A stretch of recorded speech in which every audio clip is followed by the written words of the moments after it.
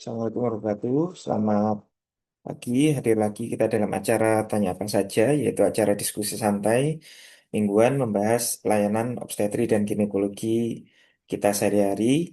Dan kita akan selalu bertemu setiap hari Rabu pukul 10 hingga pukul 11, 1 jam, untuk menjawab pertanyaan-pertanyaan dari sejawat semuanya mengenai layanan topik obstetri dan ginekologi sehari-hari. Dan pada minggu kali ini adalah dari divisi uroginekologi rekonstruksi dengan judul yang sangat menarik, yaitu tindakan invasif minimal pada uroginekologi, apa saja yang perlu diketahui mungkin oleh sejawat semuanya. Dan telah hadir di tengah-tengah kita yang pertama yaitu guru kita semuanya, yaitu pada Dr. Hari Paraton, SPOG, subspesialis urogen rekonstruksi. Selamat pagi dok, matur nuwun. Dan juga Assalamualaikum. nanti ada dua narasumber yang lain, Dr. Rizka Wahyuning Tias, SPOG Clean selaku moderator, dan juga Dr. Triastono Setio Hadi, SPOG subspesialis urologi dan rekonstruksi. Dan eh, sekali lagi kami senantiasa mempersilakan kepada seluruh peserta untuk bisa memanfaatkan waktu bertanya selama 1 jam ke depan ini mengenai topik uroginekologi, terutama pada tema tindakan minimal invasif urogin pada 1 jam ke depan. Mohon maaf, Dr. Brahmana selaku Ketua Departemen belum bisa hadir karena sedang berhalangan. Maka nanti kami persilakan jangan lupa untuk mengakses laman pelataran sehat hari ini maksimal pukul 12 malam untuk bisa mendapatkan SKP dari Kemenkes. Dan juga untuk manfaatkan fitur Q&A, kolom chat, atau juga diskusi langsung dengan raise hand untuk bisa bertanya langsung kepada kedua narasumber dan juga moderator kita hari ini. Tanpa panjang waktu, kami persilakan kepada Dr. Rizka Fenintias selaku moderator untuk bisa membawakan diskusi 1 jam ke depan. Pada Dr. Rizka, kami persilakan dok. Ya, matur nuwun. Assalamualaikum warahmatullahi wabarakatuh. Matur nuwun Dokter Seto atas kesempatannya. Baik, sejawat sekalian yang berbahagia, Alhamdulillah pada pagi hari ini, hari Rabu, kita dari Divisi Uroginekologi Rekonstruksi mendapatkan topik yang sangat menarik, yaitu tentang tindakan invasif minimal di bidang uroginekologi. Mungkin saat ini tindakan ini sudah banyak, kalau kita meminjam istilah dari Gen Z atau gen milenial ini sedang hype atau populer nggih, dokter sekalian nggih. Karena memang saat ini sudah sangat berkembang ya, mulai dari laparoskopi hingga sampai dengan robotik. Nah, bagaimana dengan di bidang uroginekologi, apakah kami juga bisa memanfaatkan? Oleh karena itu, pada kesempatan hari ini akan ada dua narasumber kita, yaitu Dr. Hari Paraton, SPOG, Subspesialis Urologi Rekonstruksi, dan juga Dr. Trihastono, SPOG, Subspesialis Urologi Rekonstruksi, yang akan memaparkan tentang apa saja tindakan uroginekologi rekonstruktif yang di bidang minimal invasif yang bisa kita manfaatkan. Baik, tanpa berpanjang lebar, untuk kesempatan pertama kami berikan kepada Dr. Hari Paraton. Silahkan, dokter. Terima kasih, Dr. Rizka. Baik, sejawat semuanya, para guru besar, para teman sejawat senior, teman-teman yang ada di tempat pelayanan di rumahnya masing-masing atau di kliniknya masing-masing, izinkan kita menyapa dulu ya. Salam sehat. Assalamualaikum warahmatullahi wabarakatuh. Juga kepada Dokter Tri.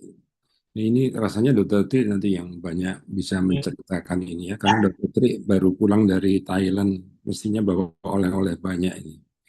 Baik, saya izin share dulu.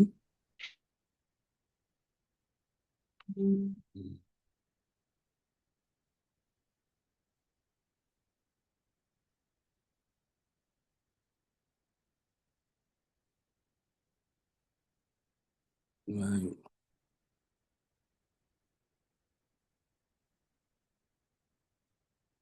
Baik, sahabat semuanya, seperti yang sudah dikatakan Dr. Seto tadi, setiap hari Rabu kita ketemu untuk menimba ilmu, menambah pengetahuan, meningkatkan pemahaman tentang kasus-kasus di bidang kita ya. Dan kali ini teman-teman dari Divisi Uroginekologi akan menyampaikan suatu inovasi terobosan relatif baru ya di negara kita, di tempat lain kan tidak baru ya.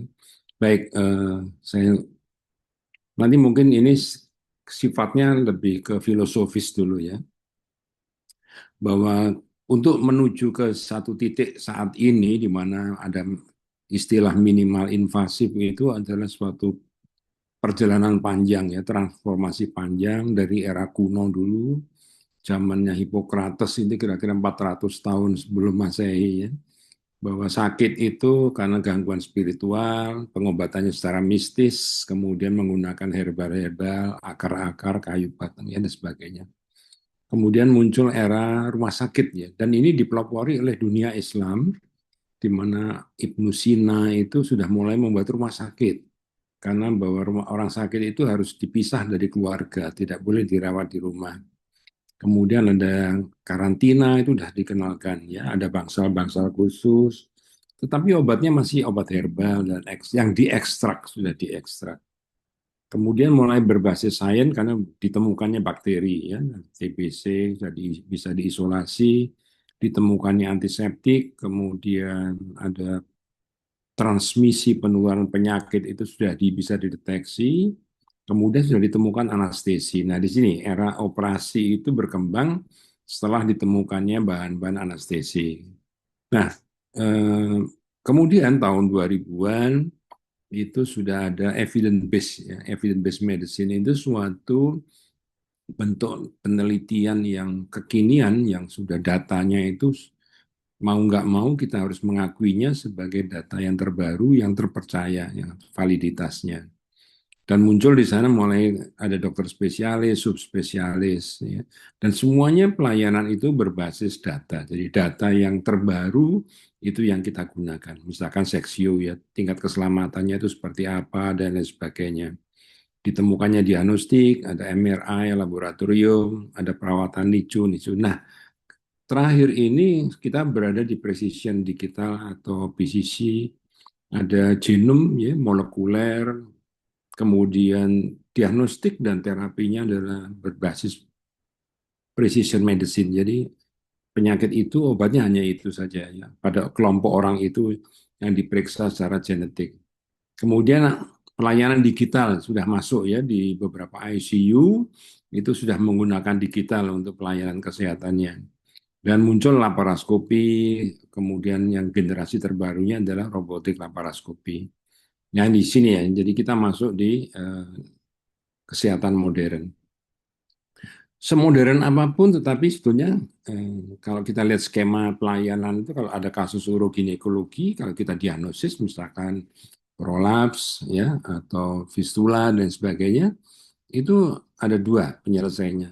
No terapi karena dia memang menolak pengobatan. Kadang-kadang pasien itu sudah tahu sakitnya inkontinen, tetapi dia tidak mau diobati dan itu dianggap wajar karena sudah usianya sudah lanjut.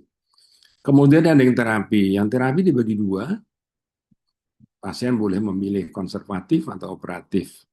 Yang konservatif ada dua juga. Ada yang hanya advis saja. Ya, advis apa, quality of life-nya diperbaiki dan sebagainya. Jangan angkat-angkat berat untuk prolaps dan sebagainya. Ya, ada obat-obatan ya untuk inkontinen, untuk OAB. Dan kemudian ada alat berupa pesarium dan lain sebagainya. Yang konservatif intervensi ada, yang berbasis elektrik ada, magnetik ada, dan laser. Dan kita sudah ada semuanya di Indonesia, tiga-tiga modul ini sudah ada. Ya. Kemudian terapi yang non konservatif ya kita katakan sebagai operatif. Operatif yang sejak lama ada sampai hari ini itu open surgery. Dan ada open surgery yang tidak bisa digantikan oleh apapun, yaitu seksio, ya, melahirkan bayi dengan sesar itu tidak bisa digantikan dengan laparoskopi. Kemudian ada minimal scar incision atau minimal invasif. Sebetulnya kalau dikatakan minimal invasif ya tidak terlalu tepat ya. Buktinya kita bisa mengeluarkan minimum 5 kilo dengan laparoskopi ya. Invasinya kan besar ya, hanya saja scar insisinya itu kecil. Ini yang menjadi topik kekinian ini ya. Karena apa? Karena para pasien itu tidak suka lagi dengan scar yang panjang, scar yang lebar, dan kalau risiko infeksi juga infeksinya sangat lebar sekali. Nah, di antara itu ada yang pakai no scar, ya, incision. Meskipun sebetulnya ada insisi, tetapi scarnya itu nggak kelihatan. Ya, seperti vaginal hysterectomy itu open ya, masuk open. Scarnya nggak kelihatan.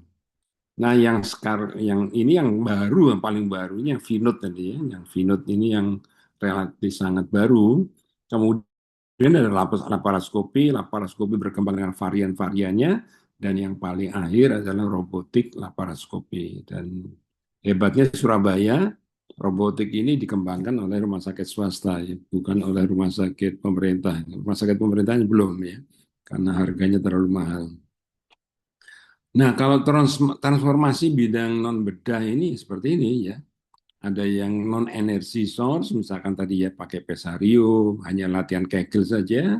Kemudian yang ada energinya itu yang tadi yang saya sampaikan ada elektrik, kemudian ada magnetik dan ada laser. Dan semuanya ini mempunyai keuntungan, kelebihan, kekurangannya masing-masing.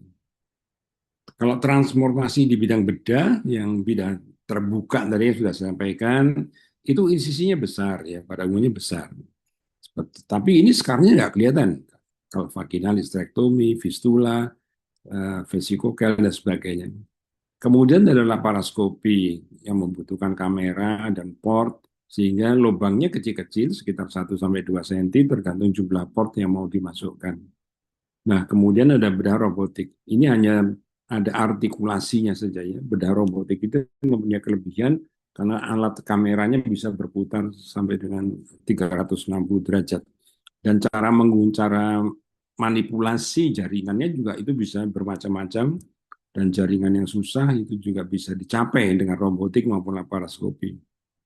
Hanya kalau di sini operatornya tremor, robot ini bisa membantu ya, tidak tremor lagi.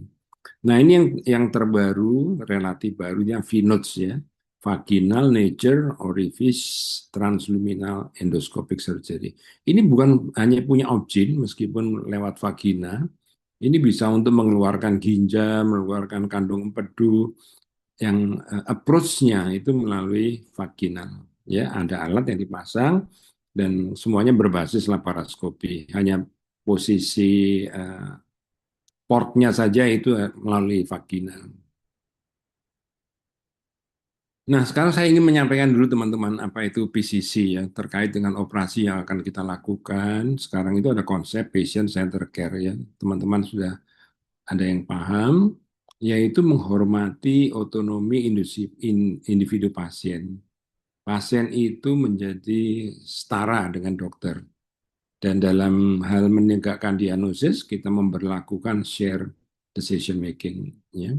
Nah, ukuran keberhasilan itu apa? Dari PCC ini, kepuasan pasien, pasien menghargai dokternya, dan sama-sama puas. Pasien dan dokternya sama puas. Pendorong utamanya itu ini, membangun relationship, baik itu emosi dan psikologis, dengan tidak memaksakan kehendak dokternya. Jadi kalau ini misalkan contoh di bawah ya, seorang wanita memilih pemakaian pesarium pada kasus prolap dibandingkan dengan operasi vagina. Kita tidak bisa memaksakan ibu harus operasi. Ya, kalau dia memilih pesarium ya kita hormati, dia memilih pesarium. Jadi dokter menghormati keputusan sepenuhnya. Fungsi dokter di pada PCC itu hanya memberi KIE, ya, komunikasi, informasi, edukasi, membantu pasien untuk memutuskan dia. Nah, ini yang mau dipakai oleh BPJS, teman-teman semuanya. Ya, ini beberapa waktu yang lalu BPJS sudah mulai mengannounce ini value based patient care. Apa bedanya dengan patient? Sama sebetulnya, ya sama dengan PCC. Hanya saja di sini kalau kita lihat ukuran keberhasilannya, pasien reported outcome measure, ya. Jadi kemudian yang kedua dikalkulasikan terhadap seluruh biaya. Jadi misalkan pada prolap itu bisa dengan operasi dan bisa dengan pesarium. Kalau kita merasakan operasi padahal dia sebetulnya bisa dengan pesarium, maka operasi kita tidak diganti oleh BPJS. Ya, yang diganti ya seharga pemasangan pesariumnya tadi. Nah ini jadi betul-betul itu value base yang diukur. Memang pemerintah kan utangnya banyak ini ya. Memang seperti ini nantinya. Nah, kalau seksio ya sudah. Kalau memang itu bisa misalkan bisa per vagina maka biaya seksionya tidak akan diganti. Pendorong utamanya adalah standarisasi, jadi berbasis evidence base yang sudah saya sampaikan tadi. Tetap bahwa kita tidak boleh menurunkan mutu pelayanan. Jadi mutu pelayanan tertinggi itu berdasarkan penelitian-penelitian yang kekinian, berdasarkan evidence based medicine. Kemudian ada pengurangan tindakan yang tidak perlu. Nah ini, baik itu obat, antibiotik, laboratorium, yang berlebihan itu nanti akan dipangkas di sini. Ya, ini misalkan contohnya memilih prosedur MUS, mid ureter sling, ya dipasang sling dibandingkan dengan bedah robotik. Orang dipasang sling dengan manual saja bisa, kenapa harus pakai robotik? Nah, robotiknya tadi tidak diganti. Kalau butuh dipaksakan robotiknya, nanti biayanya berdasarkan operasi manual saja. Kira-kira seperti itu value base itu. Nah ini menguntungkan untuk pasien, menguntungkan untuk kelompok-kelompok asuransi. Saya teruskan kepada variasi tindakan pembedahan di bidang urukin ya. Jadi misalkan ini saya bandingkan dengan open surgery, laparoskopi, open laparoskopi, open dan laparoskopi, robotik laparoskopi dan venut. Misalkan hysterectomy itu bisa dikerjakan semuanya. Open bisa, laparoskopi bisa, robotik bisa, venut bisa. Kemudian kalau repair fault prolapse ya, ini saya ambil sebagian ya, nggak semuanya ya. Itu yang nggak bisa venut ya, nggak bisa. Ya, karena venut itu justru fiksasinya di daerah situ. Jadi ngapain kita pakai venut ya? Oke, ngapain? Sebetulnya ini yang paling bagus ya open saja, lebih mudah dengan open. Cuman kalau kita dengan laparoskopi, kalau kita akan melakukan SSF, jadi suatu fiksasi eh, vagina ke sakrouterina, maka dengan laparoskopi dan robotik itu akan lebih bagus. Fistula urinarius ini bisa semuanya, dengan venut tidak bisa ya. Open bisa, laparoskopi bisa, terutama daerah-daerah yang sempit yang jangkauannya susah, baik itu dari vagina maupun dari atas, itu laparoskopi mungkin bisa menjangkau, termasuk robotik ya. Robotik itu karena angle-nya dia bisa berputar 360. Kalau rekto vaginal open surgery lebih unggul. Laparoskopi ngapain ya, venut ya ngapain, karena fistulanya kelihatan oleh mata telanjang. Repair vesicocele seperti itu ya. Neovagina ini juga hanya open surgery dan laparoskopik open saja. Yang lain tidak bisa. Inkontinensia ya ini bisa semuanya, termasuk venut juga. Ruptura perineum ya open surgery saja ya, baik di tingkat 2 sampai tingkat 3 maupun 4. Repair episiotomi dan sebagainya. Jadi tidak semuanya yang terbaru itu akan menggantikan semua tindakan yang lama. Ini perbandingan luka insisi, nyeri rawat inap, dan sebagainya. Scar insisinya, open surgery bisa banyak, bisa sedikit. Laparoskopi ya tergantung port yang akan dipasang. Venut tidak ada. Ya, venut bisa ada kalau memang ada tambahan port untuk laparoskopik dari luar. Kemudian menjahit, open surgery mudah, laparoskopi lebih mudah pada kasus-kasus yang tempatnya yang terpencil ya, yang jauh, yang nyelempit bahasa Jawanya.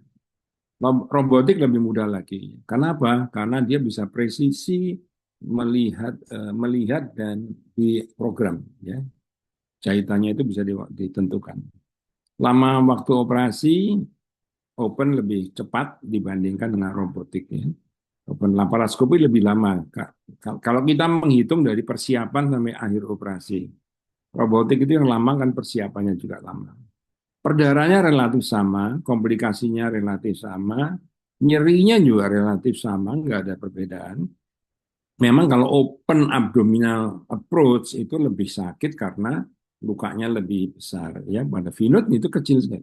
Operasi yang dengan ya approach-nya melalui vagina itu seperti histerektomi per vagina itu 1 hari pasca operasi pasiennya sudah santai aja, nggak ada masalah.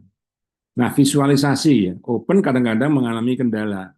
Kalau jaringannya kaku, tidak mobile, kemudian fibrosisnya banyak, tetapi ini bisa digantikan oleh laparoskopi, open laparoskopi ataupun robotik. Open laparoskopi itu istilahnya, ini saya buat istilah sendiri. Jadi open laparoskopi biasanya ya laparoskopi yang di open. Ini. Kemudian rawat inapnya sama, nah biayanya yang jauh, ya. Jadi open surgery lebih murah, laparoskopi lebih mahal, kemudian robotik sangat mahal, Vinut juga terkait dengan peralatannya yang teoritis single use, ya. Ini cukup mahal dan perawatan alat-alat juga cukup mahal. Rasanya itu saja, Dokter Rizka, yang bisa saya sampaikan. Nanti kita kembangkan dalam diskusi. Mungkin Dokter Tri yang secara teknik akan menambahkan. Silakan. Nggih, matur nuwun sangat Dokter Hari. Alhamdulillah kita mendapatkan banyak insight ya Dok ya hari ini. Tadi Dokter Hari juga menjabarkan dalam bentuk tabel-tabel yang sangat memudahkan kita untuk membedakan dan memilih mana yang bisa kita manfaatkan untuk minimal invasif, mana yang tidak. Baik, selanjutnya kita berikan kesempatan yang kedua kepada Dokter Trihastono untuk menyampaikan materinya terlebih dahulu sebelum kita memasuki sesi diskusi. Silakan Dokter. Ya, baik. Terima kasih, Dokter Rizka. Assalamualaikum warahmatullahi wabarakatuh. Selamat pagi, Dokter Hari. Ya, dan selamat pagi juga untuk senior, sejawat semua yang hadir di acara TAS ini. Ya, enak sekali ya, tadi sudah dirangkum oleh Dokter Hari Paraton ya.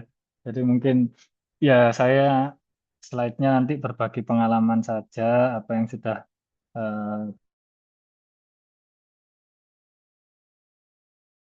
pernah kita kerjakan dan beberapa pelatihan juga kita harus mengembangkan sehingga kita alhamdulillah cukup berkesempatan untuk bisa belajar tentang minimal invasif ini.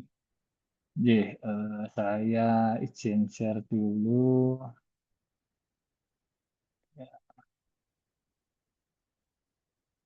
Oke. Ya, jadi topik pagi ini ya untuk TAS itu tindakan invasi minimal pada uroginekologi, apa yang perlu diketahui. Ya, jadi saya membatasinya mungkin di tindakan ini ya, surgery ya, untuk uroginekologi. Ya, kalau ini kemarin dari Pokja Minimal Invasive Surgery dari HUGI ya, atau Himpunan Uroginekologi Indonesia. Jadi memang dibagi beberapa prosedur di uroginekologi, itu ada prosedur dasar ya, sistoskopi, diagnostik maupun hidrodistensi, kemudian histeroskopi, baik diagnostik dan operatif, kemudian vaginoskopi,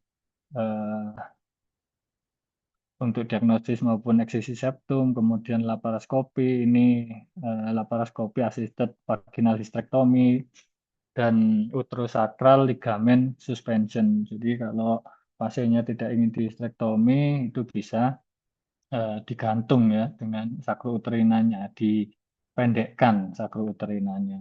Kemudian untuk prosedur lanjutnya ada yang sistoskopi untuk injeksi botox untuk kasus-kasus OAB atau overactive bladder ya. Kemudian bulking agent untuk stres inkontinensia urin yang sebabnya karena sphincternya ya yang sudah melemah karena menopause. Kemudian laparoskopi yang lanjut itu ada Booth Scalpel Suspension, Marshall Magnetic Crunch ini untuk eh, apa namanya stress incontinentia urin ya, yang karena hipermobilitas, jadi digantung bladder neck-nya ke atas seperti itu. Kemudian ya V-nodes tadi yang sudah disampaikan Dokter Hari ya, ini yang lebih mengarah ke urogen ya, karena kita banyak aksesnya lewat vagina untuk rekonstruksinya. Kemudian fistulografi untuk fistula vesicovagina kita bisa menggunakan laparoskopi maupun VCT untuk kasus MRKH ya, untuk membuat vagina. Kemudian yang kompleks tentunya yang fistula yang eh, kompleks ya, artinya yang mungkin besar, kemudian lokasinya tinggi, ya, itu yang bisa kita kerjakan laparoskopi. Kemudian neovagina atau Davidoff ini yang jadi prosedur Davidoff itu membuat neovagina dengan peritoneumnya. Jadi peritoneumnya itu kita tarik ke bawah ya untuk sebagai lapisan vaginanya. Ya, rekonstruksi gangguan atau kelainan Mullerian yang lainnya, kemudian laparoskopik sakrokolpopeksi atau sakrohistropeksi. Ini adalah prosedur yang kompleks. Nah, berikutnya ini mungkin saya berbagi kasus saja ya, mungkin untuk bisa diskusi juga. Nah, ini kasus ini pada eh, pasien yang dengan fistula ya, dengan fistula. Sebentar, tidak bisa ini ya. Oh, ini. Oke. Nah, ini fistula, ini kita melihat ureter ya, ureter kanan kiri. Kalau ada fistula, kita pastikan ini tidak berdekatan dengan posisi dari ureternya. Sehingga kita dalam melakukan repair itu tidak mengenai ureter. Nah, di sini ini pasca histrektomi ya. Jadi pasca histrektomi ini ternyata benangnya masuk ke vesika. Nah, ini yang mungkin menyebabkan penyembuhan jaringannya kurang baik sehingga terjadi fistula vesikovagina. Ya, ini ada kelihatan ya benangnya ini yang sudah eh, ya sudah hampir terjadi nih ya, sudah hampir diserap. Nah, ini kita eh, ambil benangnya, kita ambil, kita bersihkan. Nanti baru setelah itu bila lukanya sudah lebih bagus, kita lakukan repair. Ya, jadi sistoskopi bisa untuk diagnostik, ya, untuk biopsi biasanya pada kasus CA cervix yang infiltrasi kita bisa lakukan biopsi maupun hidrodistensi. Misalkan ada pasien dengan bladder pain syndrome itu bisa kita hidrodistensi atau pasien OAB juga bisa kita lakukan hidrodistensi. Artinya kita kembangkan vesikanya. Kemudian ya, ini juga sempat mengikuti ini ya, pelatihan. Jadi untuk pilihan terapi selain operatif ya, biasanya kita kalau stress incontinentia urin itu kita lakukan tindakan operatif, tapi ini khusus yang penyebabnya karena sphincternya yang atrofi, ini bisa kita injeksikan dengan bulking agent. Ya, jadi kita sempitkan ini lubangnya dengan memberikan bulking agent ya, di daerah bladder neck-nya ini bisa lewat sistoskopi. Tapi sayangnya bulking agent ini belum tersedia ya di Indonesia.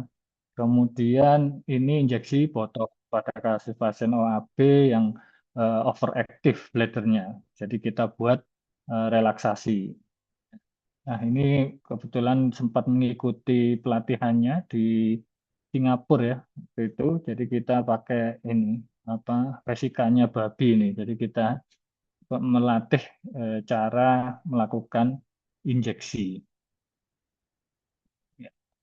Kemudian ya ini pada kasus untuk vaginoskopi ya.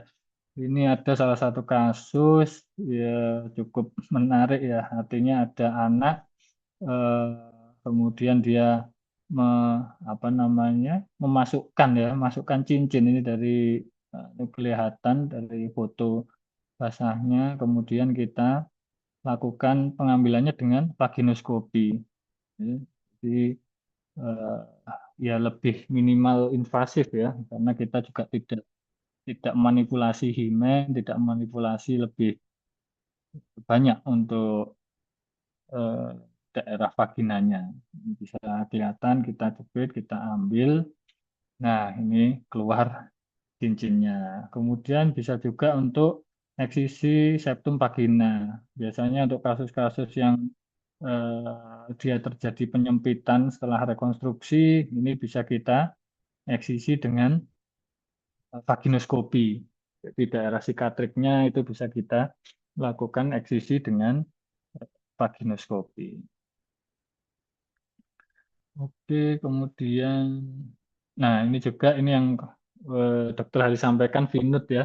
Jadi kita sempat mengikuti pelatihannya di Thailand. Jadi kita berlatih di manekin, kemudian alhamdulillah kita sudah mulai bisa melakukannya di Sutomo.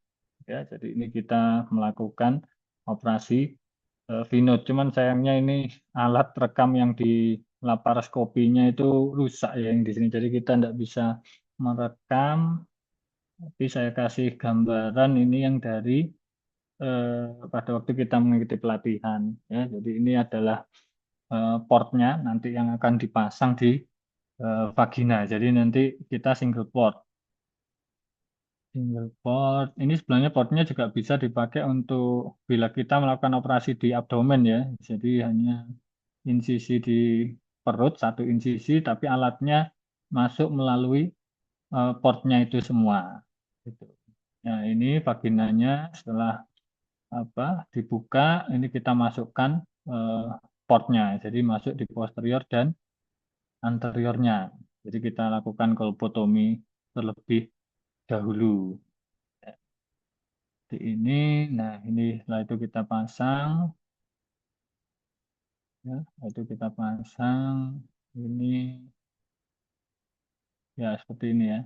Nah ini tempat bisa masukkan jarum, forcepsnya di kanan kiri dan kameranya posisinya ada di bawah. Gambarannya seperti ini. Nah ini penampakannya ketika kita melakukan VNUT.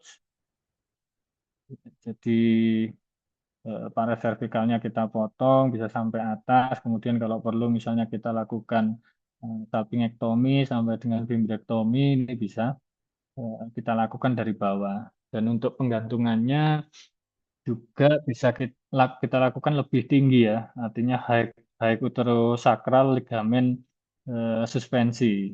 Jadi untuk memperbaiki vaginal length-nya pasca eh, tindakan histrektomi.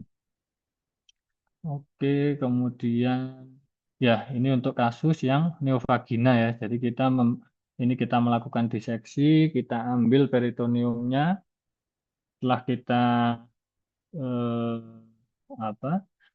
Kita lakukan persiapan peritoneum, preparasi peritoneumnya, kemudian kita tarik ke vagina. Ini kita ambil peritoneumnya ya untuk kita jadikan lapisan vaginanya.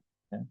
Nah, ini video kita melakukan neovagina Davidoff. Ini untuk laparoskopinya kita masih dibantu ya dari teman Fer karena memang ini prosedur yang kompleks seperti itu. Ya, jadi ini biasanya pada kasus MRKH ya, pasien yang tidak memiliki uterus, kelainan bawaan, ini bisa kita lakukan neovagina Davidoff. Ya, ini kita diseksi, kita ambil jaringan peritoneumnya, kemudian nah ini sudah selesai preparasi, kita tarik ke bawah. Jadi dari bawah kita lubangi, kita tembuskan di vagina dan peritoneum yang sudah disiapkan ini akan melapisi seluruh dari vaginanya. Kita harapkan tidak terjadi perlengketan atau sinegia vagina pasca tindakan. Ini setelah kita lubangi ya dari posterior dan anterior kita tarik peritoneumnya. seperti ini. Kemudian puncak vaginanya kita tutup. Ini kelihatan ya, sudah kita lubangi dari bawah. Jadi kita temukan atas dan bawah, setelah itu kita jahit puncak vaginanya. Oke, kemudian ya ini yang robotik. Ya kemarin juga kesempatan kita belajar juga di Thailand pada waktu observership ya. Jadi kalau di sini memang kita belum ada ya mesh-nya ini ya. Tapi di luar sudah cukup banyak dipakai. Jadi kita menggantung puncak vagina ini dengan promontorium. Kita lihat ini dengan robotik. Sebenarnya dengan laparoskopi pun juga bisa dikerjakannya. Ya, jadi ini setelah dilakukan histrektomi, setelah itu digantung ya puncak vaginanya anterior eh, vagina dan posterior, kemudian digantung ke promontoriumnya. Seperti ini gambaran tindakan robotiknya ya. Jadi ya semoga ini nanti mungkin Sutomo kemarin sempat sekarang ada dari ini ya dari Cina itu juga sudah mengeluarkan robotik. Ini mereknya Edge juga yang dipakai di swasta itu sepertinya merek Edge juga ya. Cuman waktu kemarin kita belajar di sini ini masih pakai Da Vinci. Ya, ini waktu saya di sana ini Prof Orawe ya yang mengajari kita tindakan minimal invasif. Oke, terima kasih. Mungkin itu yang bisa saya share, saya sampaikan. Terima kasih. Saya kembalikan ke Dr. Rizka. Ya, baik, matur nuwun sangat Dokter Trihastono. Tadi kita juga diberikan banyak insight juga, langsung aplikatif ya Dok ya, tentang bagaimana penggunaan sistoskopi, laparoskopi, bahkan sampai dengan robotik di bidang uroginekologi.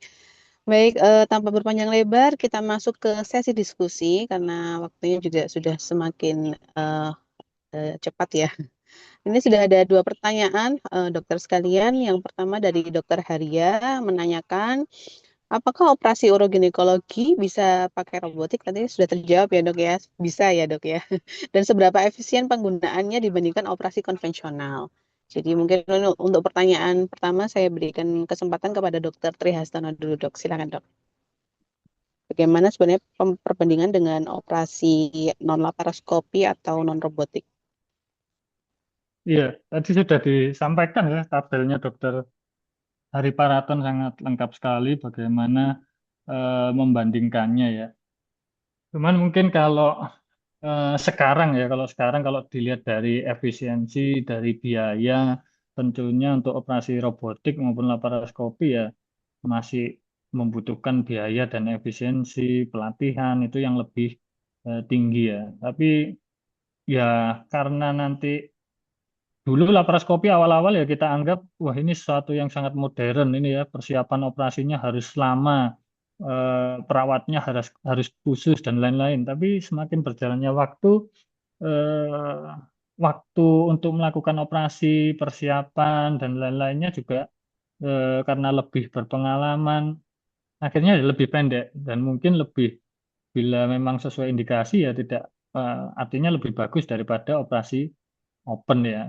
Mungkin nanti perkembangannya robotik ya seperti itu. Misalnya semua rumah sakit ada robotik ya tentunya mungkin harganya lebih lebih terjangkau ya dan itu misalkan jadi standar utama operasinya ya akan lebih mudah dan lebih efisien maupun lebih cepat juga nanti karena persiapan kita sudah terlatih, kita menggunakan eh, melakukan docking robotiknya lebih cepat, tentunya waktu dan efisiensinya juga akan lebih lebih baik. Iya, mungkin seperti itu, Dokter Rizka.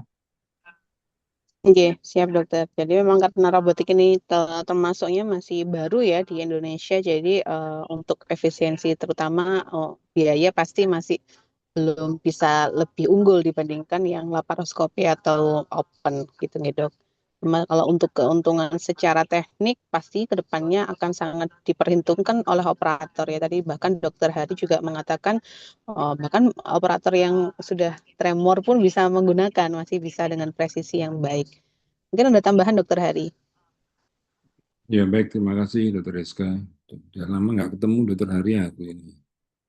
Baru muncul lagi ini. Mudah-mudahan sehat-sehat ya Dokter Hari. Baik, pertanyaannya bagus sekali. Jadi, apakah kasus uroginekologi ini variasinya kan luas sekali ya, mulai dari cedera sampai dengan kelemahan otot dasar panggul. Jadi ada operasi yang lebih lebih bisa dikerjakan dengan secara open biasa dibandingkan dengan operasi laparoskopi. Seperti misalkan tadi yang saya katakan fistula rektovaginal, kemudian ruptura perineum tingkat 2, 3, sampai 4, itu ya karena barangnya di depannya, jadi operasi open biasa lebih cepat. Kemudian operasi-operasi yang ada di dalam rongga perut, nah ini presisinya memang lebih tepat kalau dengan laparoskopi. Jadi seperti tadi yang disampaikan Dr. Tri, supaya kita misalkan histerektomi, supaya vagina itu tidak prolaps atau fold prolaps, tidak melorot, itu digantung. Nah, teknik penggantungannya macam-macam, bisa difiksasi dengan sakrouterina. Kalau yang lebih lebih permanen ya, lebih tepat itu menggantungkan dengan promontorium menggunakan mesh, tapi meshnya itu ditanam retroperitoneal. Jadi karena kan mesh itu tepinya tajam, ya. Jadi nggak bisa. Kita belum punya mesh yang dibuat tepinya itu smooth gitu. Biasanya diguntingi soalnya, jadi tepinya kadang-kadang tajam. Itu harus dibenam di retroperitoneal sehingga posisinya aman ya, tidak akan terjadi strangulasi dari usus. Kemudian operasi-operasi ya, pada fistula. Fistula itu kalau obgyn dengan urologi berbeda, dokter ya. Kalau kita approach-nya dari vagina, kalau teman-teman bedah urologi itu approach-nya dari retroperitoneal atau abdominal.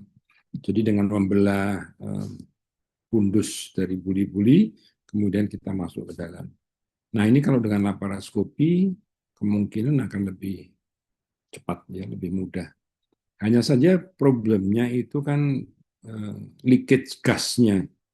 Kalau kita operasi laparoskopi itu membutuhkan inflated ya, suatu rongga yang kita bisa melakukan manuver. Nah, kalau fistula itu nanti bisa bocor terus ya. Makanya itu ada sumbat yang dipasang di daerah ini ureternya itu ya. Harus dipasang sumbatnya itu seperti apa dan sebagainya. Tetapi tanpa itu pun kadang-kadang bisa ya, dengan teknik tertentu teman-teman itu bisa melakukan, dan penjahitannya itu lebih presisi. Karena kita bisa menggunakan scope, bisa melakukan zoom, sehingga lapis demi lapisnya itu memang bisa terjahit dengan bagus. Dan ini kunci keberhasilan kan pada fistula itu, lapis demi lapisnya, kemudian kekendorannya. Tidak boleh ada strength. Kalau ada strength, itu memang nggak bagus hasilnya. Kemudian, oh ya, robotik itu kekurangannya satu ya. Kita nggak bisa menilai tekstur dari jaringannya seperti apa ya. Apakah jaringannya ini tegang, apa lunak, apakah itu nggak bisa bagus ya dibandingkan dengan laparoskopi yang biasa ataupun dengan open surgery. Jadi pada kelainan-kelainan ductus Muller juga sebagian bisa diatasi dengan robotik kalau memang tergantung dari diagnosisnya sih. Kadang-kadang dengan kelainan ductus Muller itu, ductus Mullernya nggak terlalu parah, tapi endometriosisnya yang parah.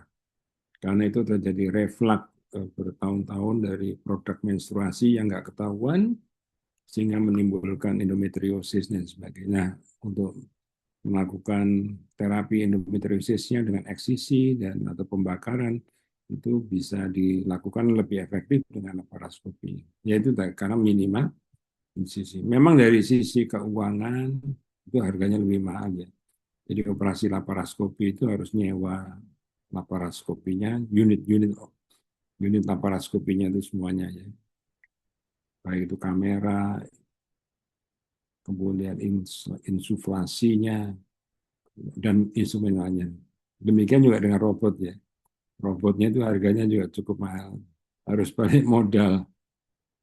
Tetapi kalau memang ada permintaan dari pasien, ya apa boleh buat kalau kita memang SDM kita itu punya keterampilan untuk melakukan robotik, ya sah-sah saja untuk dilakukan operasi robotik. Namun secara evidence base, ya kembali lagi ya, bahwa kita berbicara evidence base, bahwa hasil operasi komplikasinya itu nggak ada bedanya. Nggak ada bedanya untuk urukin, dibilang urukin. Kira-kira itu Dokter Haria, terima kasih. Oke, demikian Dokter Haria, matur nuwun Dokter Hari Paraton dan Dokter Tri untuk pertanyaan yang pertama tadi. Jadi memang kita masih perlu mempertimbangkan poin plus dan minusnya ya, dan terutama jika memang pasiennya memang menginginkan, maka kita perlu mempertimbangkan salah satunya adalah teknik yang akan kita gunakan. Demikian untuk pertanyaan yang kedua nih, masih ada pertanyaan dokter yang dari Dokter Indi tentang bagaimana sebenarnya peran urodinamik dan imaging, apakah bisa membantu untuk menentukan teknik operatif yang dipilih. Jadi mungkin apakah mungkin bisa kemudian tadi sebenarnya sudah dijelaskan juga ya Dokter Hari tadi ya, dari beberapa tabel tadi, pertimbangan kita apa, salah satunya adalah lokasi yang akan kita lakukan surgery, dan kemudian apakah bisa mudah kita jangkau, demikian. Tapi dokter ini menanyakan urodinamik dan imaging. Mungkin ini untuk urodinamik untuk kasus-kasus incontinence atau OAB gitu. Mungkin dokter Tri terlebih dahulu nih dok. Iya, baik. Terima kasih Dokter Rizka. Ya, jadi peran ini ya, urodinamik dan imaging untuk kita melakukan tindakannya ya, apakah ada peran? Tentu ada perannya ya, terutama untuk kasus yang eh, kompleks ya. Jadi untuk urodinamik itu kan untuk menilai fungsi ya, untuk menilai fungsi dari organ-organ ya, terutama kandung kemihnya. Tapi kalau anatomi, kalau untuk imaging itu untuk menentukan anatominya. Ya, misalnya kita melakukan USG dasar panggul, kita bisa melihat, oh ini hipermobilitasnya dari uretra atau kandung kemihnya turunnya itu berapa senti, berapa derajat. Nah, itu bisa kita ketahui derajat stress inkontinensia urinnya ya. Apakah ada funneling dari bladder neck-nya, proximal uretranya. Nah, misalkan itu ada funnelingnya, bila kita lakukan hanya pemasangan sling itu tentunya tidak akan memperbaiki biasanya ya, karena itu penyebabnya adalah lebih ke arah ISD atau sphincternya atrofi. Nah, itu mungkin lebih pas kalau kita lakukan injeksi bulking agent seperti itu. Jadi imaging tentunya sangat membantu untuk menentukan anatomi dari organ-organnya. Contoh lagi misalkan MRKH. MRKH tapi ada yang uterin budnya itu masih terbentuk ya. Nah, ketika kita mengetahui dari imaging seperti itu, artinya eh, operasi kita tentunya kalau kita memilih Davidoff atau mengambil peritoneum biasanya akan kurang ya, akan lebih sulit karena jaringannya masih ada uterus yang ya terbentuk tidak sempurna ya. Biasanya kita bisa mengarahkan untuk operasinya neovaginanya melalui vagina atau teknik Makindo ya. Jadi memang menurut saya urodinamik maupun imaging sangat bisa membantu kita menentukan tata laksananya ya, terutama pada kasus yang kompleks seperti tadi, dan yang lebih penting lagi untuk kasus inkontinensia ya, terutama inkontinensia urin yang yang mix ya. Kita nggak tahu ini penyebabnya dari mana ini. Kalau stres mungkin dari pemeriksaan fisik dan imaging sudah bisa kita lihat ya. Tapi kalau yang mix inkontinensia urin, misalnya kita sudah memperbaiki yang stresnya, ternyata ternyata dia ada overactive bladder, tentunya operasi kita tidak akan ini ya tidak akan optimal. Jadi tetap ada keluhan inkontinensianya yang karena urgensi atau overactive bladdernya. Ya, jadi menurut saya sangat berperan dan seharusnya dilakukan pemeriksaan urodinamik. Cuman sayangnya urodinamik ini hanya ada di ini ya, Sutomo yang swasta itu adanya di Darmo dan Darmo itu alatnya sebenarnya rusak. Kalau waktu pengalaman di Thailand itu ya semua kasus itu kita lakukan pemeriksaan urodinamik. Ya, jadi sebelum operasi, jadi kita tahu oh, seberapa eh, ini parahnya stres inkontinensia urinnya, ya seberapa berat. Nah, kita harus menjahit aplikasinya atau kalau kita mau buat skolpo suspensi harus seketat apa. Kita melakukan sling pilihannya yang mana, TVT atau TOT. Jadi kita bisa ketahui dari urodinamik itu. Ya, mungkin itu Dokter Rizka yang bisa saya sampaikan. Oke, siap dokter. Jadi memang penting ya dok ya untuk menentukan keberhasilan terapi, ketepatan dulu, ketepatan tindakan operatif ya, dan juga nanti juga tentunya akan mempengaruhi keberhasilan terapi. Mungkin ada tambahan dokter Hari dok? Ya, mungkin secara garis besarnya saja bahwa urodinamik itu alat diagnostik, bukan untuk terapi. Kebanyakan digunakan untuk diagnostik, dan itu untuk mendiagnosis kelainan pada sphincter uretra, kemudian pada dinding buli-buli, musculus detrusornya, dan persarafan yang ada. Kemudian yang idiopatik juga bisa ketahuan. Seperti OAB itu kan masih tidak jelas ya. Bisa multifaktorial, bisa karena idiopatik, bisa karena persarafan. Kalau dia mempunyai gangguan di sentral, maka UAB-nya bersifat sentral. Nah, itu bisa diketahui dari urodinamik. Berikut juga tingkat keparahannya. Yang dari diagnosis itu baru memang kita merancang suatu terapi. Jadi makin banyak, kan hukumnya seperti itu, makin banyak data yang dikumpulkan, makin presisi kita melakukan terapi. Kemudian tentang satunya itu tadi imaging ya. Nah, imaging kan kita kenal plain foto biasa, kemudian ada CT scan, ada MRI. Plain foto biasa mungkin tidak banyak membantu. CT scan itu bisa membantu, tetapi tidak unggul, lebih unggul dari MRI. Karena kalau jaringan lunak untuk mendiferensiasi antar jaringan lunak, CT scan tidak terlalu bagus. Tapi kalau jaringan lunak itu sekitar tulang, itu bagus sekali dengan CT scan. Tapi MRI lebih unggul kalau jaringan lunak ketemu lunak. Nah, kelainan ductus Muller itu jaringannya lunak semuanya. Jadi yang bisa dideteksi dengan menggunakan MRI. Dan di Sutomo ini sudah kerjasama teman-teman semuanya dengan teman-teman radiologi.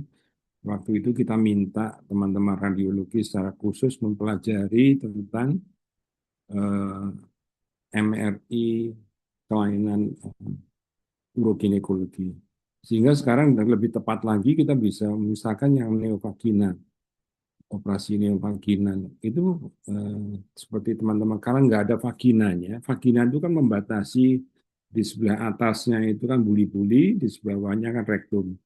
Kalau vaginanya nggak ada, rektum dengan buli-bulinya itu kan gandeng ya, nempel. Nah, bisa dideteksi dengan MRI. Itu ada selisih berapa mili jaraknya, sehingga kita lebih bisa memahami deseksi kita.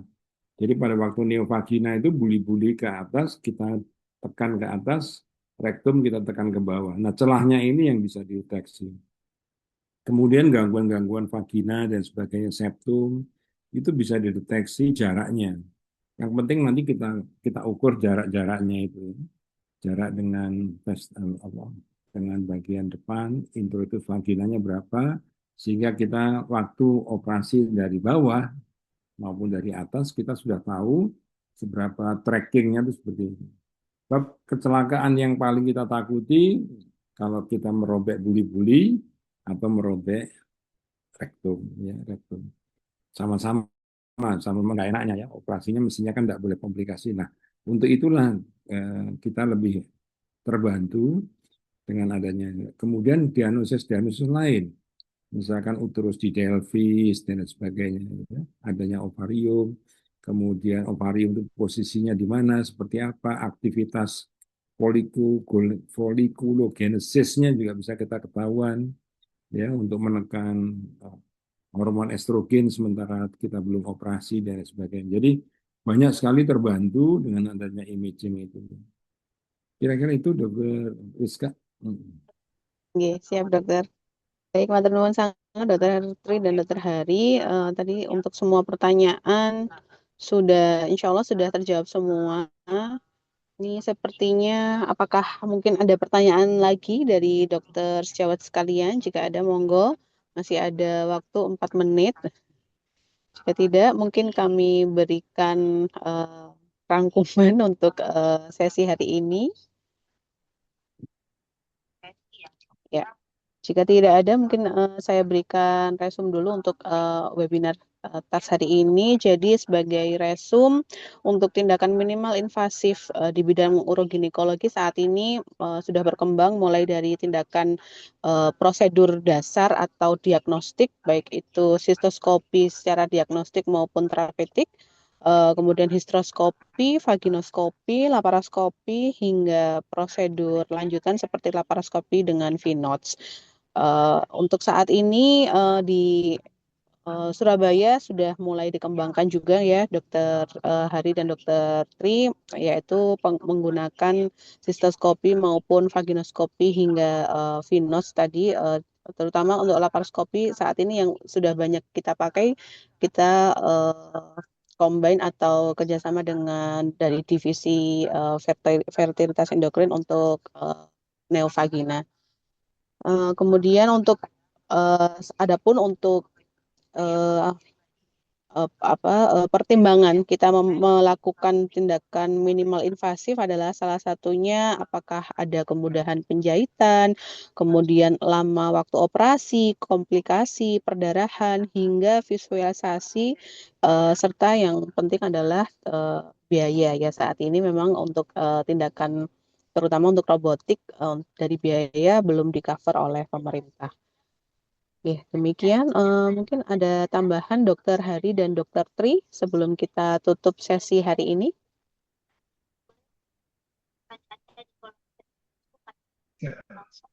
Saya enggak ada dokter Rizka, mungkin dokter Hari ini biasanya Ya, banyak wejangannya. Ya, jangan dok untuk kita semua dok. Monggo seperti dok, itu. Dokter Hari.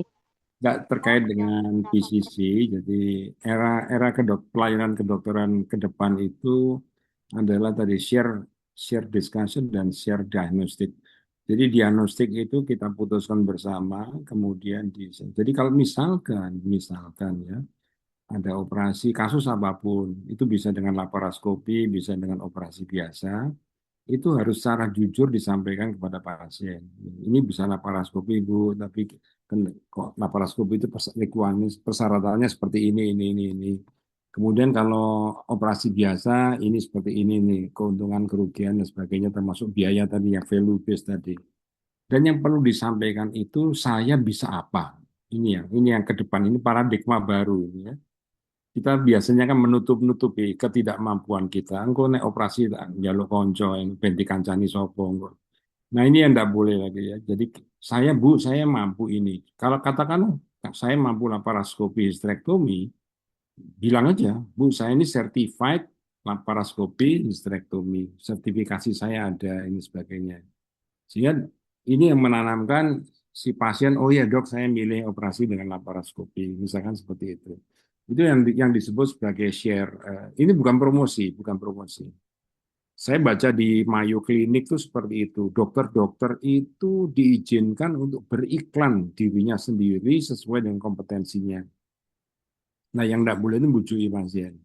ya nggak bisa tapi ngomongnya bisa, tapi nah waktu operasi nanti dicarikan teman. Nah kalau goleki konco pas koncone gak iso, nah itu ya repot tadi ya. Pas koncone mengalami kecelakaan juga kecelakaan operasi, yang tanggung jawab siapa nanti ya? Ketahuan kalau kita ternyata membawa teman dan sebagainya. Jadi ini ya makanya pada kredensial itu yang kita conteng-conteng kemampuan kita itu dipertanggungjawabkan secara klinis pada waktu kita pelayanan. Jadi, nah kalau memang mau kita mendalami beberapa teknik operasi, monggo silakan asal itu certified. Jadi jangan coba-coba lagi ke depan kalau tidak certified ya. Nanti kalau ada apa-apa itu repot sekarang. Teman-teman sudah tahu sekarang eranya MDP. MDP itu hukumannya tegas, ganas, ya masif, dan dia nggak ada tidak ada membela-belanya ya. Beda dengan dulu ya KDKI dan sebagainya itu masih ada. Sekarang MDP ini lebih, dan teman-teman dari pengadilan juga lebih mengutamakan data-data seperti itu ya, yang merugikan dokter. Seperti kasus Dr. Ratna, untung bebas ya, di pengadilannya lebih tinggi dia bebas. Tapi kan sempat dihukum juga kan, nah itu kan nggak enak ya. Nah ini ya, jadi teman-teman ke depan ini kita lebih terbuka lagi ya. Jadi dengan pasien itu bersahabatlah dengan pasien, ya, relationship-nya itu dijaga. Kira-kira itu Dokter Rizka, Dokter Tri, terima kasih. Oke, matur nuwun sangat Dokter Hari. Jadi demikian untuk sesi tas hari ini.